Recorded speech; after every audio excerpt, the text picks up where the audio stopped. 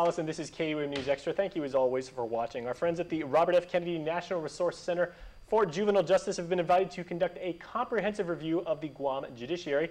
Now, John Toole is the executive director of that very fine organization. So, sir, welcome to Harmon. Great to be here. Thank you. All right, and of course, a friend basically sitting in the chair that we have on perpetual reservation for him, Chief Justice Robert Torres. Half a day, Jason. Welcome Great back, to Your be Honor. here again. Thank you, Jason. Always a pleasure to be with you. Okay, Your Honor, we'll start with you. So, what purpose does a review of this nature? Obviously, you want to ensure, under your own tutelage, that the system is up to par, that you guys are fulfilling your duties and everything like that. So, what scope is this review? Well, in an effort to improve and enhance the policy programs and services that we provide for youth and families, we undertook a comprehensive probation review system for juveniles. We have been doing it for the last year, working with our partners at the RFK National Resource Center for Juvenile Justice. Met John first at the Western Regional Summit on Juvenile Justice that was in Seattle, and we talked about the need for our probation division to undergo a comprehensive review. We were realizing that some of the things that we were doing in the juvenile justice arena just weren't working. A number of juveniles, we were seeing repeat offenders coming up in through the adult system, and we wanted to put a handle on what that entailed. We actually had a call for reform, juvenile justice reform, a year ago, and there were 4 different areas in which we are undertaking a juvenile justice review and reform efforts in 4 different areas. But one component of that was the juvenile justice review conducted by the RFK and John and Carrie Harp, who's also here, over the past year, working very diligently and conscientiously with our probation review management team, and really doing a self-assessment and an independent assessment of how we can improve upon our performance and the services that we provide for youth and families. They finished the report. We released it just today, and that's part of the reason we're here as well. They have 15 different recommendations for us, and we look forward to implementing those recommendations and really making a significant difference in the lives of the children and the families who unfortunately have come into our juvenile justice system throughout the years. All right. Well, John, to what criteria do you measure the Guam judiciary? Is it regional, is it national, or do you establish like a baseline and kind of like go from there? Well, we're concerned about the local baseline, certainly, because each jurisdiction is different, it has its own unique environmental factors that impact the amount of crime, the approach to crime, the response to reduce crime in the juvenile population.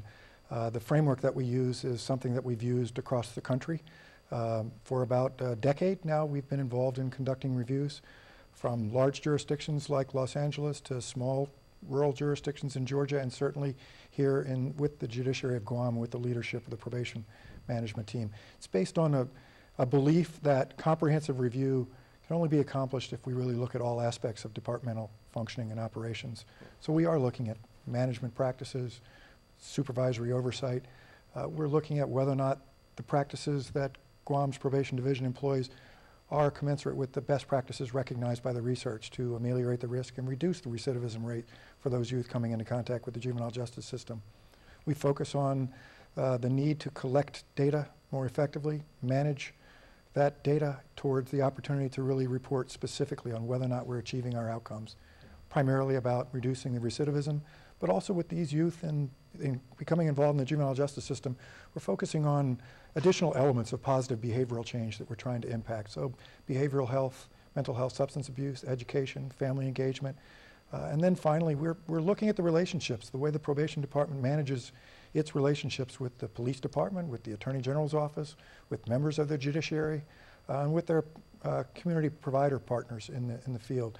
That kind of comprehensive review gave us the opportunity to produce 15 recommendations, and we're very excited about the embrace of those recommendations by the leadership here. All right, very well. And of course, His Honor has mentioned many, many times, driving down the recidivism rate, measuring that. And I guess that leads me to my next question for you, John, is because, I appreciate the fact that you brought up that this is not the first time that you have worked with Guam and worked with the judiciary. In terms of the calculus of how various assessments that you've done, how they've changed, how they've maybe gotten better, or like maybe gotten worse if that is the case and everything, how is Guam standing right now relative to past assessments? Well, I'd like to point out the strengths first, because there's an extraordinary leadership team here that has been open and receptive to a process that is often certainly looked at with a wary eye, because we're asking local leadership to look at the weaknesses, the gaps, the potential deficiencies in their functioning. We're looking at in terms of recidivism. We want them to be able to reduce the recidivism, to protect public safety, because ultimately that's the primary concern for the juvenile court. So I think the calculus would suggest that in jurisdictions that have taken this review on, we're able to reflect now that in many instances we've seen that reduction in recidivism. We've seen the reduction in caseloads. We've seen more effective practice that has an evidence base to it that demonstrates that what they're doing really does have an impact on the reduction of recidivism. And we anticipate being able to see that here. Chief Justice Torres said, so we've just released the report today. Tomorrow we'll be meeting with the leadership team to begin the strategizing for how we implement this, to really start to see those concrete outcomes. Well, I hope to read it myself too, and I would just assume, based on what you're saying, the executive summary would read something like, the system is strong, the system is working. Is that generally kind of like an overview? The system needs to improve, okay, and it needs to change. And change doesn't happen quickly, but we're working towards making the changes that are necessary.